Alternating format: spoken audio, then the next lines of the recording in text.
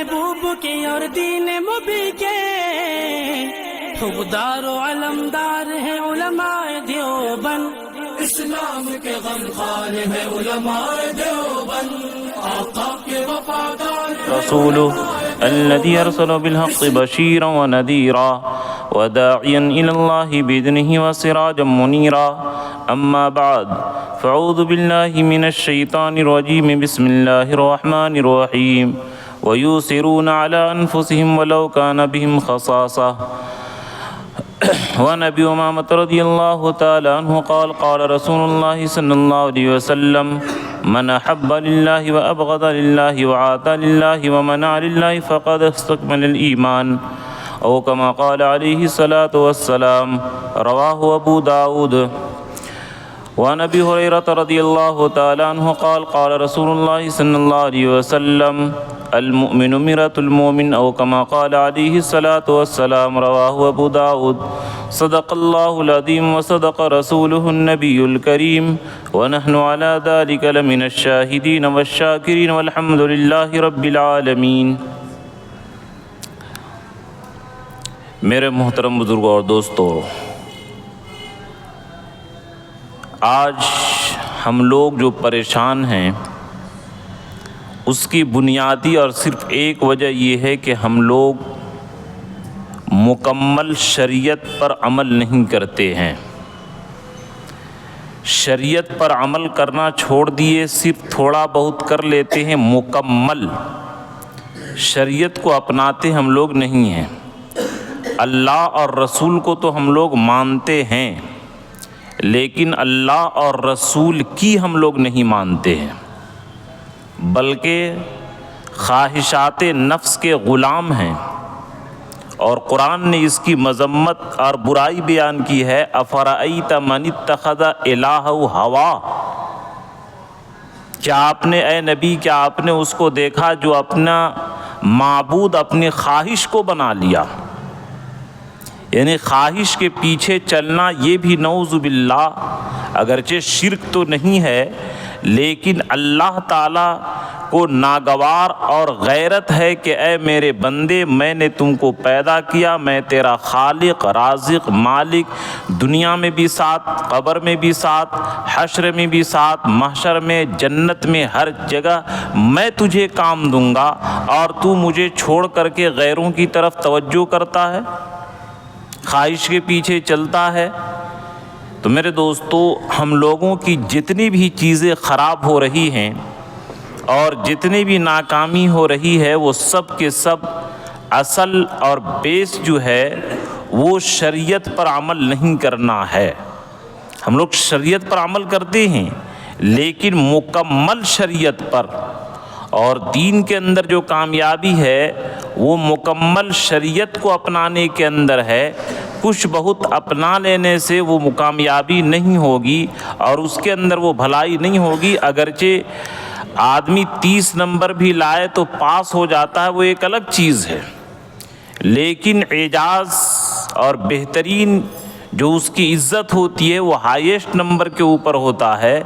اس لیے آدمی کو کوشش یہ کرنی چاہیے کہ مکمل شعبہ حیات میں ہم اسلام کو اپنے زندگی پر نافذ کرنے والے بن جائیں، لاگو کرنے والے بن جائیں. تو اس کے اندر اللہ اور رسول نے کامیابی کا وعدہ کیا ہے. تو میں نے سمجھا کہ ذرا ایک چیز کہ اس زمانے کے اندر رشتہ داروں کے آپسی تعلقات، یا اس طرح آپ لوگ شہر میں رہتے ہیں اور یہ جو دیکھتے ہیں کہ دوست ہی کو گولی مارتا ہے، بڑی محبت اور ایک ساتھ گھومنا، ایک ساتھ کھانا، لیکن آپ لوگ دیکھتے ہیں اور سنتے ہیں کہ ایک دوست نے دوسرے دوست کو گولی مار دیا، یا ایک بھائی نے دوسرے بھائی کو قتل کر دیا. اور نعوذ باللہ جو طرح طرح کے جو یہ واقعات ہیں، یہ سب آخر یہ رونما کیوں ہو رہے ہیں؟ اس کی وجہ یہ ہے کہ ہم لوگ اس تعلقات کو اور اس رشتہ داری کو ہم لوگ اہمیت نہیں دیے اور اس کو سمجھے نہیں. چنانچہ اللہ کے رسول صلی اللہ علیہ وسلم فرمائے ان حسن العہد من الایمان، کہ تعلقات کو نبھانا، اپنی رشتہ داری تو چھوڑیے، رشتہ داری نہ ہو، محض ایمان کی وجہ سے اور محض اللہ کے لیے ایک مسلمان کا دوسرے مسلمان سے تعلقات ہو گیا، اللہ اور رسول کے نسبت پر، اللہ اور رسول کے دین کی بنیاد پر، تو اس کو بھی نبھانا چاہیے۔ چنانچہ امام غزالی رحمۃ اللہ علیہ نے اکثیر ہدایت کے اندر لکھا ہے کہ دوستی اور بھائی چارہ یہ نکاح کی طرح ہے، اس کو قائم رکھنا چاہیے۔ چنانچہ بیہقی کے اندر یہ روایت ہے کہ حضرت عائشہ رضی اللہ تعالیٰ عنہ فرماتی ہیں کہ حضور صلی اللہ علیہ وسلم کے پاس ایک بڑی عمر کی بوڑھی آئی، حضور صلی اللہ علیہ وسلم اس کی بڑی عزت کیے، چادر بچھائے، بیٹھائے اور بڑی نرمی سے پیش آئے، بڑی عزت کیے۔ جب وہ بوڑھی عورت چلی گئی تو حضرت عائشہ رضی اللہ تعالیٰ نے فرمائی کہ یا اللہ کے نبی، یہ کوئی رشتہ دار بھی نہیں معلوم ہوتی ہے، یہ بوڑھی عورت ہے، کوئی رشتہ داری نہیں، کوئی تعلق نہیں، پھر بھی آئی، آپ اس کی اتنی عزت کیے کیوں؟ تو اللہ کے نبی صلی اللہ علیہ وسلم فرمائے کہ جب حضرت خدیجہ زندہ تھیں تو یہ ان کی سہیلی تھیں اور یہ ان کے پاس آیا کرتی تھیں، تو یہ میری پہلی بیوی حضرت خدیجہ کی سہیلی تھیں اور ان سے بڑے اچھے تعلقات تھے، تو جب بھی آتی ہیں تو میں اپنی بیوی کے تعلقات کی وجہ سے اس سے تعلقات قائم رکھا ہوں۔ اور یہ یاد رکھو اے عائشہ، اِنَّ حُسْنَ الْعَہْدِ مِنَ الْایمان، کہ رشتہ داری کو تو اوپر کی بات ہے، رشتہ داری تو بہت، جو رشتہ داری توڑے گا وہ اللہ کی رحمت سے ٹوٹ جائے گا اور وہ جنت میں نہیں جائے گا، لا يدخل الجنت قاطع، جو یہ بچے حدیث یاد کرتے ہیں کہ رشتہ داری توڑنے والا جنت میں نہیں جائے گا، وہ تو بہت بڑا جرم ہے۔ رشتہ داری تو یہ توڑنا یہ جرم ہے، یہاں تک کہ اگر ایمان کی بنیاد پر اور اعمال کی بنیاد پر، اصلاح کی بنیاد پر اگر ایک دوسرے سے تعلقات ہو جائے تو اس کو بھی ایک بالکل ختم نہیں کر دینا چاہیے، اپنے طرف سے اس کو نبھانے کی کوشش کرنی چاہیے۔ جس طرح نکاح کے رشتے کو آدمی نبھاتا ہے، اسی طریقے سے دوستی کو بھی نبھانا چاہیے۔ اسی لیے آدمی کو دوستی اور تعلقات سوچ سمجھ کر کے بنانا چاہیے۔ اگر نہیں قائم رکھنا ہے تو دوستی زیادہ بڑھائیے مت، اور دوستی زیادہ بڑھانے سے اور تعلقات کو زیادہ بڑھانے سے بہتر یہ ہے کہ تعلقات کو آپ نبھائیے، جن کے ساتھ آپ کے تعلقات ہیں ان کو نبھائیے، یہ بھی ایمان کا ایک حصہ ہے اور دین کا ایک حصہ ہے۔ اب لوگ اس کو چونکہ اب یہ سب کے سب خرابی اس لیے آتی ہے کہ ہم لوگ اللہ کے لیے محبت کرتے ہی نہیں ہیں، نعوذ باللہ۔ ایک تو حرام محبت اور شہوانی محبت اور خواہشات اور گندی ناپاک محبت، وہ تو سرے سے حرام ہے، وہ تو سرے سے حرام ہے اور وہ جہنم میں لے جانے والا اور اللہ کے غضب اور پھٹکار نازل ہونے والی دوستی ہے، اس سے تو یہ بچنا فرض ہے۔ حرام محبت سے اور شہوت کی محبت سے، حرام خواہشات کی محبت سے بچنا یہ تو ایک فرض ہے، یہ حرام ہے۔ جس طرح شراب، سود، یہ سب حرام ہے، اسی طریقے سے حرام دوستی اور شہوانی دوستی یہ حرام ہے۔ یہ جو دوستی کی جو میں بات کر رہا ہوں، یہ ایمانی محبت اللہ اور رسول کی بنیاد پر کہ مومن ایک دوسرے، مومن جو ہے وہ مومن کا دوست ہوتا ہے، یہ قرآن نے کہا انما المؤمنون اخوہ، کہ مسلمان آپس میں بھائی ہیں، مسلمان آپس میں دوست ہیں۔ یہ اس دین کی بات کر رہا ہوں جو اللہ کے رسول نے فرمایا کہ من احب للہ، کہ جو اللہ کے لیے محبت کرے، کوئی شہوت پرستی نہیں، کوئی خود غرضی نہیں، کوئی لالچ نہیں، اور صرف اللہ کے لیے کرے, کوئی تمام حرام جذبات سے پاک ہو, صرف اللہ کے لیے ہو, اللہ کے خوشنودی کے اسلام کے اس ایمان کے بنیاد پر اللہ تعالیٰ اس دنیا سے 10 بڑی گنی جنت دیں گے. اس وجہ سے ہم بھی اس بندے سے محبت کرتے ہیں, اللہ اور رسول بھی مومن سے محبت کرتے ہیں, تو ہم بھی اس بندے سے ایمان کی وجہ سے, عمل کی وجہ سے, عمل صالح کی وجہ سے, علم نافع کی وجہ سے ہم یہ محبت کرتے ہیں. اس محبت رکھنے میں اللہ کی رضا ہے. چنانچہ اللہ تعالیٰ قیامت کے دن فرمائیں گے این المتحابین بجلالی, کی جو میری عزت کی وجہ سے اور میرے جلال کی وجہ سے, میری عظمت کی وجہ سے جو محبت کرتے تھے وہ عرش کے سائے میں آ جائیں, ان کو عرش کے سائے میں جگہ ملے گی. یہ جتنے بھی ہم لوگوں کی جو دوستی ٹکتی نہیں ہے, اس کی وجہ یہ ہے کہ خود غرضی اور حرام کے تو خیر کہنا ہی نہیں. چنانچہ حضرت شیخ الحدیث مولانا یونس صاحب رحمۃ اللہ علیہ جو وقت کے امیر المؤمنین فی الحدیث بنے, انہوں نے ان کے کمرے میں عشاء کے بعد گیا تھا, وہ فرماتے تھے کہ بچوں حرام محبت سے بچو, شہوانی اور خواہشات کی محبت میں ظلمت یعنی اندھیرا ہے اور اس کے اندر تباہی اور بربادی ہے, دل بھی خراب ہوتا, اس سے تو بچنا ایک ضروری ہے. لیکن جس محبت کی اور جس بھائی چارگی کی میں بات کر رہا ہوں وہ ایمان کی بنیاد پر اور دین کی بنیاد پر اللہ کے لیے ہو, کہ اللہ کے لیے محبت, اللہ کے لیے بغض. کہ اگر کوئی آدمی کا شراب پیتا ہے تو شرابی سے نفرت مت کیجئے. جس طرح نعوذ باللہ بیٹا بیمار ہو جاتا ہے تو بیٹا کو پھینک نہیں دیتے ہیں, بیٹے کے بیماری سے نفرت ہوتی ہے, بیٹے سے نفرت نہیں ہوتی ہے. ماں باپ کے بیماری سے نفرت ہوتی ہے, ماں باپ سے نفرت نہیں ہوتی ہے. اسی طرح مسلمان کے برے عمل سے نفرت ہو, مسلمان سے نفرت نہ ہو, یہ اللہ اور رسول کی یہ تاکید ہے. اس طریقے سے ہم محبت کریں. اگر اس طریقے سے لوگ محبت کرتے تو کوئی دوست یہ رمضان کے دن میں گولی مارنا,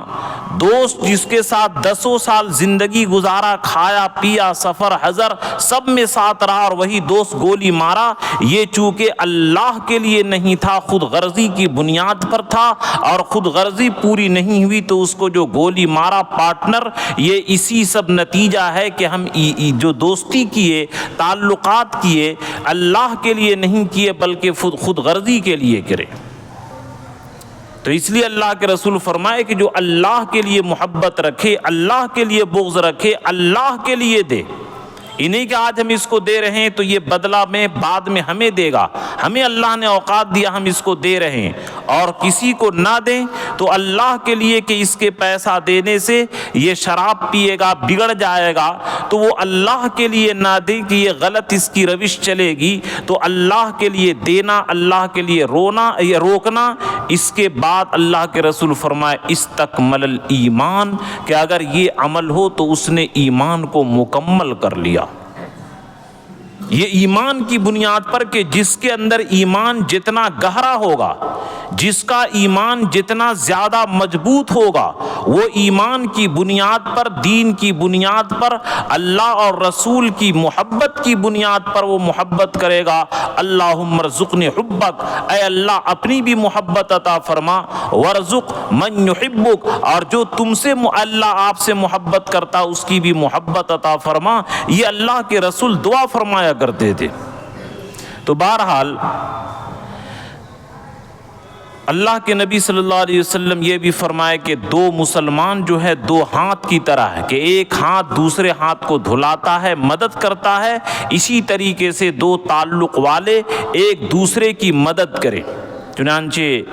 اکثیر ہدایت امام غزالی رحمۃ اللہ علیہ کی بڑی بہترین کتاب ہے, تقریباً 800 صفحات پر وہ مشتمل ہے, اس کا میں مطالعہ کر رہا تھا. یہ مضمون میرے ذہن سے گزرا تو میں سوچا کہ اپنے بھائیوں کو ابھی یہ بات آنی چاہیے, ان کو معلومات ہونی چاہیے, تاکہ ان کے تعلقات خوشگوار ہو جائیں, ان کی دوستی بھی اللہ کے لیے ہو جائیں. اور چونکہ اس کے بغیر دنیا میں چارہ ہے ہی نہیں ہے, بیوی بچوں سے محبت رکھنا ہے، رشتہ داروں سے، خیش و اقارب سے، دوست و احباب سے، لیکن یہ محبت کا زاویہ بدل دے، نیت بدل دیں تو اس کی وجہ سے یہ دوستی عبادت کے اندر بدل جائے گی، یہ محبت عبادت کے اندر بدل جائے گی۔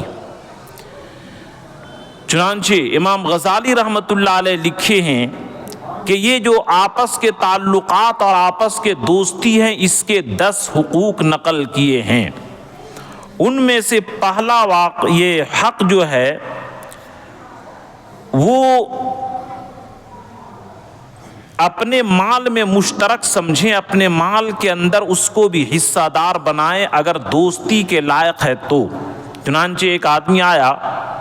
ابو ہریرہ رضی اللہ تعالیٰ عنہ کے پاس اور کہا کہ اے ابو ہریرہ، مجھے آپ سے دوستی تعلقات قائم کرنا ہے۔ تو فرمائے کہ تعلقات قائم کرنا ہے، تم اس کے لائق ہو؟ بولے کیا مطلب؟ فرمائے کہ جو تمہارے روپے پیسے ہیں وہ سب میرے پاس لے کر کے آؤ۔ تو یہ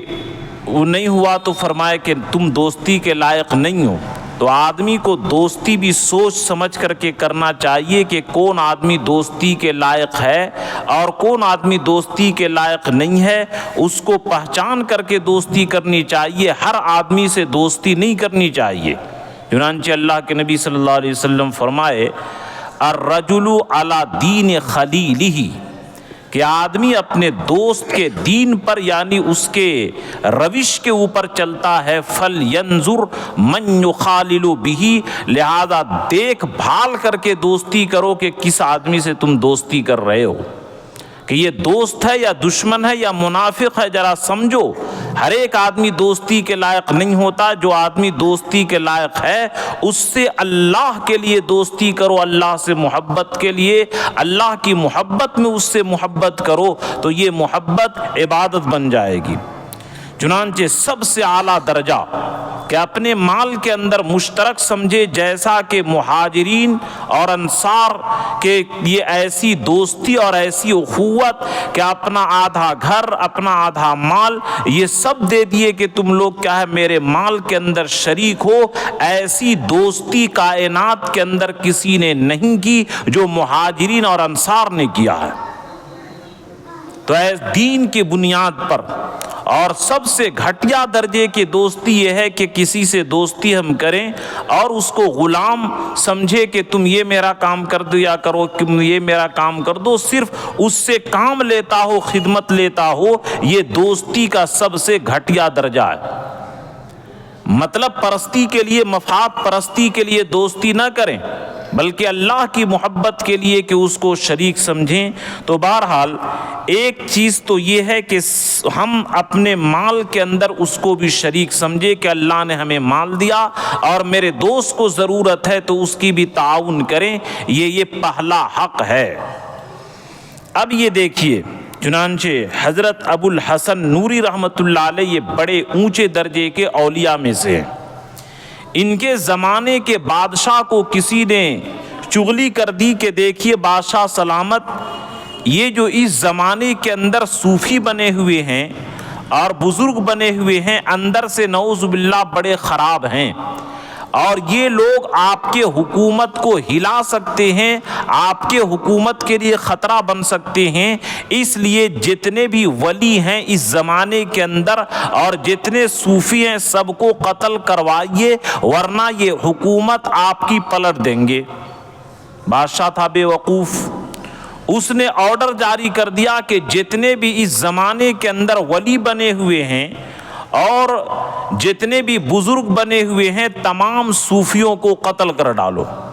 چنانچہ بادشاہ کا فوج اور لشکر نعوذ باللہ مسلمان بزرگوں کو اور اللہ کے ولیوں کو قتل کرنے کے لیے آمادہ ہو گئی۔ جب یہ خبر معلوم ہوئی تو حضرت ابو الحسن نوری رحمۃ اللہ علیہ سب سے آگے آ گئے اور کہے کہ دیکھو سب سے پہلے مجھے قتل کرو۔ اب بادشاہ کو بڑی تعجب کہ لوگ تو قتل سے بچتے ہیں اور ابو الحسن نوری رحمۃ اللہ علیہ کہہ رہے ہیں کہ تم سب سے پہلے مجھے قتل کرو۔ تو بادشاہ نے پوچھا کہ حضرت اس میں کیا بات ہے، سب آدمی اپنی جان بچاتا اور آپ کہتے ہیں کہ مجھے قتل کرو پہلے۔ حضرت ابو الحسن نوری رحمۃ اللہ علیہ فرمائے کہ میں یہ چاہتا ہوں کہ سب سے پہلے میں قتل ہوں، اور میرے قتل میں جو بھی 3-4 منٹ کا وقت لگے گا، کم سے کم میں اپنے دوستوں کو 3-4-5 منٹ زندہ رکھ سکوں اپنے دوستوں کو، اس لیے میں چاہتا ہوں کہ یہ بلا سب سے پہلے میرے گردن پر آئے اور بعد میں میرے دوستوں پر۔ جب یہ جملہ بادشاہ سنا، بادشاہ کے ہوش ٹھکانے آ گئے کہ اللہ، یہ تو ولی اللہ ایسے محبت رکھنے والے ہوتے ہیں آپس میں دوستوں سے، اور اس طریقے سے آپس میں اللہ کے لیے محبت کرتے ہیں، تو یہ میری حکومت کو کیا نقصان پہنچا سکتے ہیں؟ ان کے اندر تو خود غرضی اور نفس پرستی ہے ہی نہیں، ان کی محبت تو صرف اللہ کے لیے ہوتی ہے۔ مجھے کسی نے غلط خبر پہنچائی، میں توبہ کرتا ہوں، چنانچہ اعلان کیے کہ میں اس حکم کو واپس لیتا ہوں، کسی بھی صوفی کو قتل نہ کیا جائے۔ ان کی وجہ سے تو روئے زمین پر اللہ تعالیٰ نے بہار عنایت کی ہے۔ ان کی جیسے لوگ کہاں ملیں گے جو اپنے دوستوں کو سامنے اپنی قربانی پیش کرے، ایسے لوگ نہیں مل سکتے ہیں۔ تو اس لیے میرے دوستو یہ چیز ہے۔ اور حضرت علی رضی اللہ تعالیٰ عنہ فرماتے ہیں کہ فقیروں پر کوئی آدمی 100 درہم خرچ کرے، اور ایک آدمی اپنے دوست کے اوپر، جس سے دوستی ہے، جس سے محبت ہے، اس کے اوپر 20 درہم خرچ کرے، تو اپنے دوست اور محبوب پر جو اللہ کے لیے محبت رکھتا ہو، یہ 20 درہم فقیروں پر 100 درہم خرچ کرنے سے بہتر ہے۔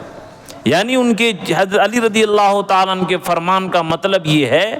کہ اگر تمہارا دوست جن سے تم اللہ کے لیے محبت رکھتے ہو وہ مال کا محتاج ہے،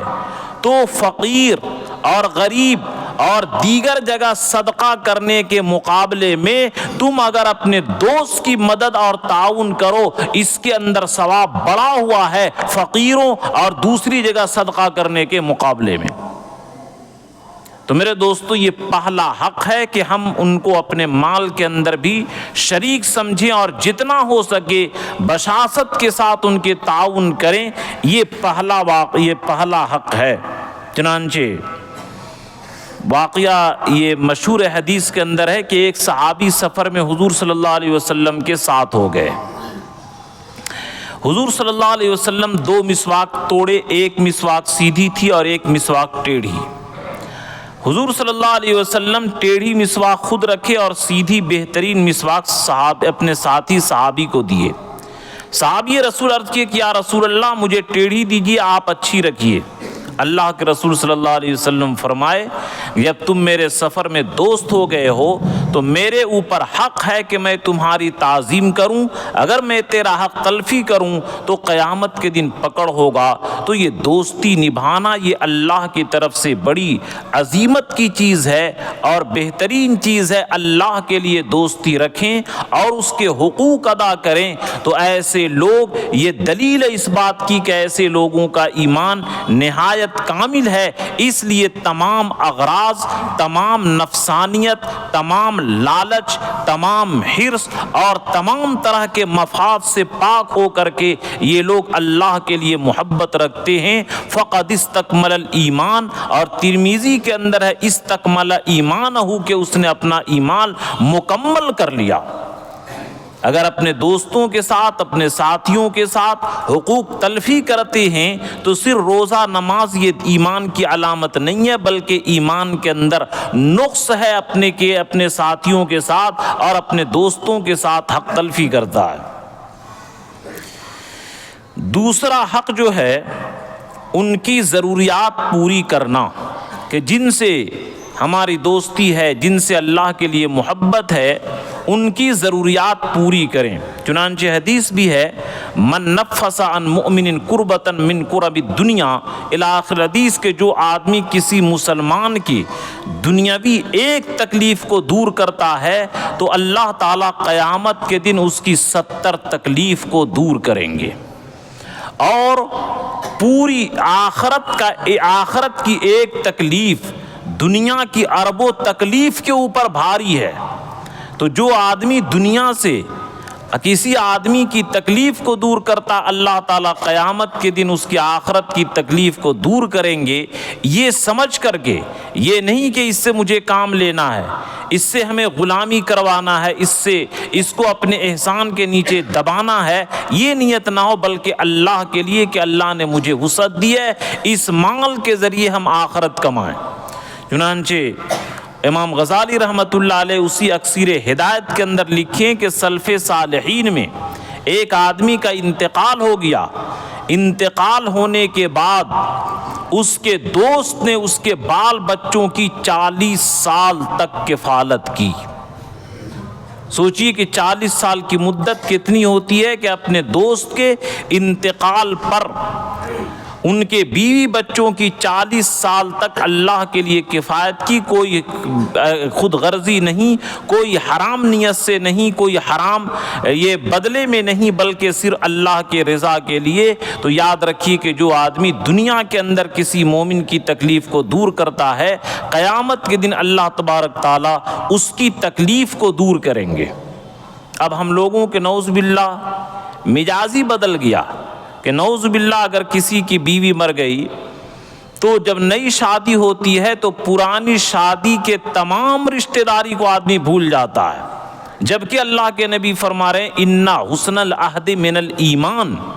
کہ تمہاری جو پہلی شادی ہوئی تھی اگر نعوذ باللہ بیوی کے انتقال ہو گیا تو بیوی کے دفن کرنے کے ساتھ اس کی تمام رشتہ داری کو دفن مت کر دو،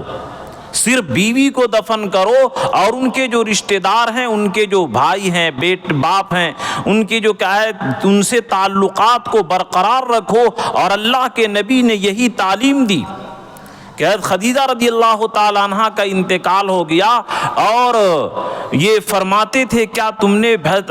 حضرت خدیجہ کے سہیلیوں کو یہ تم نے ہدیہ بھیجا؟ بلکہ روایت کے اندر تو یہ آتا ہے کہ حضرت عائشہ فرماتی ہیں کہ حضور صلی اللہ علیہ وسلم حضرت خدیجہ کا اتنا نام لیتے تھے، ہر بات میں نہیں اکتا گئے، تو ظاہر بات تھی کہ لگتا ہے کہ روزانہ نام لیتے ہوں گے، تو حضرت عائشہ کو کہنا پڑا کہ یا اللہ کے نبی، صرف کیا آپ کی بیوی حضرت خدیجہ ہی تھی؟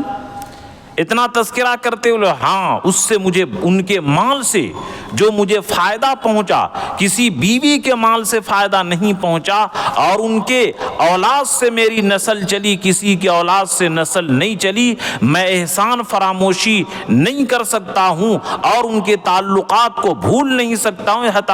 حضرت خدیجہ فرماتے ہیں کہ زندہ سوکنوں پر اور زندہ بیویوں پر مجھے اتنی رشک نہیں آتی تھی اور اتنی تکلیف نہیں ہوتی تھی جتنا خدیجہ رضی اللہ تعالیٰ عنہا کے تذکرہ کرتے تھے، یعنی مجھے غیرت آتی تھی اور شرم آتی تھی کہ حضرت خدیجہ کو یہ کتنا یاد کرتے ہیں۔ تو یہ اللہ کے رسول نے تعلیم دی کہ نعوذ باللہ اگر یہ انتقال ہو جائے تو اس کا یہ مطلب نہیں کہ بیوی کے دفن کرنے کے ساتھ تمام رشتہ داری کو بھی دفن کر دو، نہیں، بلکہ اِنَّ حُسْنَ الْعَہْدِ مِنَ الْإِيمَانِ کے تعلقات کو نبھانا اور جوڑے رکھنا یہ ایمان کے حصہ میں سے ہے۔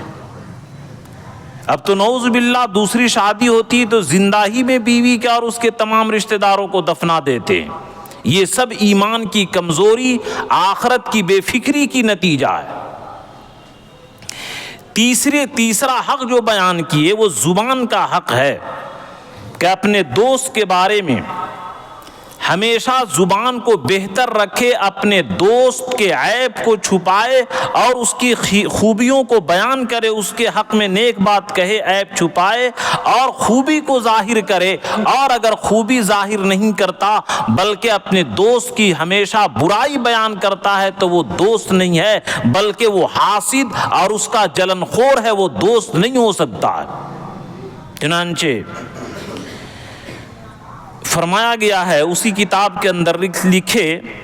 کہ 4 وقت جو ساتھ چھوڑ دے وہ آدمی دوستی کے لائق نہیں ہے۔ ایک تو رضا اور خوشی کے وقت جو ایک آدمی دعویٰ کرتا ہے کہ آپ سے بڑی محبت اور بڑی دوستی ہے، لیکن اگر کوئی خوشی کا موقع آئے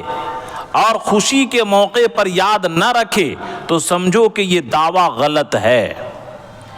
اسی طرح اگر کوئی آدمی غصہ اتنا کرے، غصہ ہوا اور دوست کو بھی نہیں چھوڑا اور دوست کو بھی کہا، غصے کے اندر رگڑائی کر دی اور اس کو بھی ذلیل کر دیا۔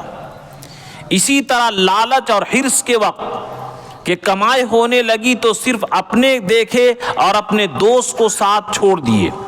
اسی طرح خواہشات نفس کے وقت کہ صرف خواہشات نفس کے وقت اپنے یہ بارے میں دیکھے اور اپنے دوست کو چھوڑ دیے، کہ جو آدمی 4 وقت میں یہ ساتھ چھوڑ دے وہ آدمی دوستی کے لائق نہیں ہے، وہ دوست نہیں ہے بلکہ مطلب پرست ہے۔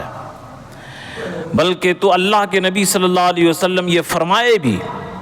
چنانچہ حدیث کے اندر مناجات مقبول کے اندر یہ دعا منقول ہے کہ اللہ کے رسول صلی اللہ علیہ وسلم جس طرح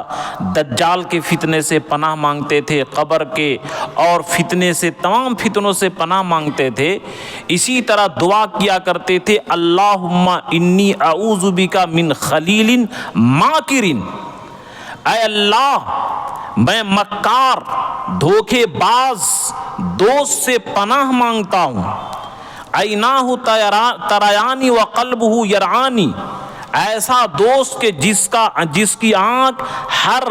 عیب کے اوپر لگی رہتی ہے اور CID کا کام کرتا ہے کہ میرا دوست کون سا برا کام کرتا ہے، اور میری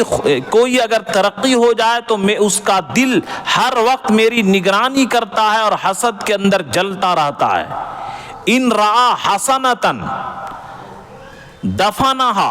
اگر میری کوئی اچھائی دیکھے تو اس کو بیان نہ کرے، چھپا دے۔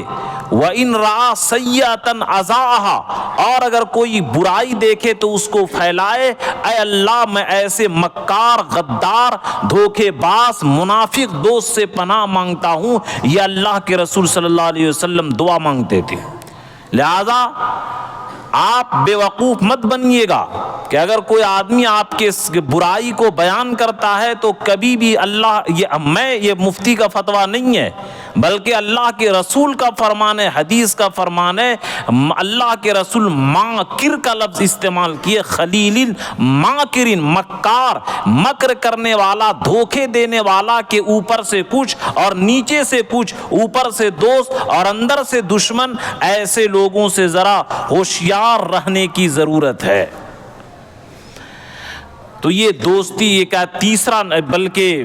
آپ کو یہ حدیث یاد رکھنی چاہیے، کل المؤمن علی المؤمن حرام دمہ ومالہ وعرضہ، کہ ہر مسلمان کا مسلمان کے اوپر یہ 3 چیزیں حرام ہے، دمہ اس کا خون بہانا، ومالہ اس کا مال ہڑپ کرنا، وعرضہ اور اس کی عزت پر حملہ کرنا۔ آج نعوذ باللہ مسجد کے اندر بیٹھ کر، کہ جبکہ یہ حدیث آئی ہے الغیبۃ اشد من الزنا، کہ غیبت زنا سے زیادہ سخت ہے۔ اگر کوئی مولانا اور کوئی خطیب صاحب زنا کر لے اور برائی کا کام کر لے، لوگ اس کو فوراً امامت سے، خطابت سے ہٹا دیتے ہیں، لیکن جب اللہ کے رسول یہ فتویٰ دیے، حدیث بیان کیے کہ جو آدمی غیبت یعنی دوسرے کی برائی کرتا ہے تو وہ زناکار سے بھی زیادہ مجرم ہے۔ اب امام صاحب بھی، خطیب صاحب بھی اور مقتدی صاحب بھی، سارے صاحب بیٹھ کر کے بغیر کسی شرم کے اور بغیر کسی ڈر کے مسجد کے اندر بیٹھ کر کے عیب جوئی کرتے ہیں اور یہ غیبت کرتے ہیں، اور مقتدی صاحب بھی کہہ رہے ہیں کہ ہم بھی نیک ہیں، امام صاحب بھی کہہ رہے ہیں کہ ہم بھی نیک ہیں۔ یہ کیسی بے شرمی اور بے حیائی کی بات ہے! جس طرح ہم زنا کو یہ معاشرے کے لیے برا سمجھتے ہیں، اسی طریقے سے یہ غیبت ایمان کے لیے برا ہے۔ اللہ کے رسول کے نگاہ میں جس طرح زنا، بالاتکاری یہ ایک گھناؤنی چیز ہے، اسی طرح کسی مسلمان کی عزت پر حملہ کرنا یہ بھی گھناؤنی چیز ہے۔ بلکہ خانہ کعبہ سے بھی زیادہ احترام ایک محترم اور مکرم جو ہے ایک مسلمان کی عزت ہے، کہ اگر کوئی خانہ کعبہ کو مسلمان گرائے، پوری دنیا اس کے خلاف کھڑی ہو جائے گی کہ تم نے خانہ کعبہ پر حملہ کیا۔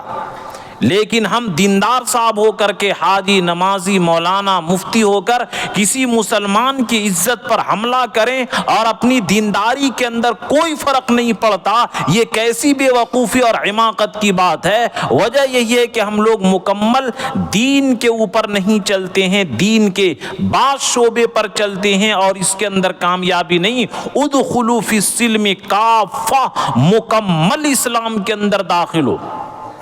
جس طرح گاڑی 50 لاکھ کی ہے، صرف 40 روپیہ کی آپ ہوا نہیں بھرائیے، گاڑی آپ کی چل نہیں سکتی، کوئی خرابی نہیں۔ صرف 40 روپیہ کی ہوا نہ ہو وہ گاڑی بیکار ہو جاتی ہے۔ اور ہم اسلام کے ارکان میں سے 99% کو چھوڑ دیں، جبکہ یہاں صرف ایک چیز، ایک ایٹم ہوا کی وجہ سے گاڑی نکمی اور برباد ہو گئی، اور ہم 95% دین کو چھوڑ دیں اور 5% 1% لے کر کے چلیں، یہ کیسی حماقت کی بات ہے۔ تو جس طرح مسلمان کا مال، جان، دم ہو، اس کا خون بہانا، کہ قتل المؤمن احون عند اللہ من زوال الدنیا، کہ ایک مسلمان کا قتل کرنا یہ پوری دنیا کو برباد کرنے سے بھی زیادہ بھیانک جرم ہے۔ اگر کوئی کسی کو قتل کر دیتا ہے بغیر کسی وجہ کے، بغیر کسی جرم کے،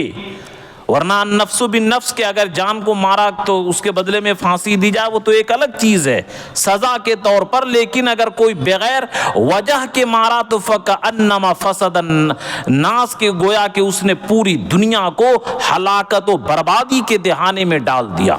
تو جس طرح مسلمان کی جان مارنا یہ حرام ہے، اللہ کو ناپسند ہے، اس کے مال کو لوٹنا، اس کے مال کو ہڑپنا یہ اللہ کو ناپسند ہے۔ عرض ہی ایک ساتھ بیان کیا، جیسے مثال کے طور پر حکومت کوئی قانون لگائے کہ اس وقت یہ افیم بیچنا، بھنگ بیچنا، چرس بیچنا یہ تینوں جرم ہے۔ جس طرح اور کے ذریعے یہ کا جرم ہے تو اس کا یہ مطلب تو تینوں کے تینوں ایک طرح کے جرم ہیں، یعنی بھنگ، چرس اور افیم ایک طرح کے اس کی سپلائی میں جرم ہے۔ اسی طرح اللہ کے رسول جو ایک ساتھ بیان فرمائے، دم ہو و مال ہو و عرض ہو، خون اور مال اور عزت، یعنی جس طرح مسلمانوں کی جان کی حفاظت ہم کرتے ہیں، اس کے مال کی حفاظت کرتے ہیں، اس کے مال کو نہیں لوٹتے ہیں، اس کے جان کو نہیں مارتے ہیں، اسی طرح کسی مسلمان کی عزت پر حملہ نہ کریں، یہ بھی ہمارے ایمان کے تقاضوں میں سے ہے۔ تو بہرحال 10 چیزوں میں سے صرف 3 چیز کا بیان ہو سکا، اب 7 چیز باقی رہ گئی، انشاءاللہ باقی آگے ہفتہ بیان ہوگا۔ تو بہرحال یہ جو قرآن نے کہا وَيُؤْثِرُونَ عَلَىٰ أَنفُسِهِمْ وَلَوْ كَانَ بِهِمْ خَصَاصَةٌ، یہ مسلمانوں کی صفت یہ ہے کہ اپنے اوپر ترجیح دیتے ہیں، اور دوستی دشمنی روکنا دینا اللہ کے لیے ہو، اور تعلقات کو نبھانا یہ بھی ایمان کا حصہ اور ایک دین کا حصہ ہے۔ پہلا حق جو ہے کہ اس کو اپنے مال میں سے ہم مشترک سمجھیں، اور اپنے مال میں دوسرا حق کہ اس کے تعاون کریں، اور تیسرا یہ کہ زبان کے ذریعے اس کی اچھائی کو بیان کریں، اس کی برائی نہ بیان کریں، اس کی عزت کی حفاظت کریں۔ اللہ تعالی ہم تمام مسلمانوں کو ایک دوسرے کی حق کی ادائیگی کی توفیق عطا فرمائے۔ آمین وآخر دعوانا ان الحمدللہ رب العالمین۔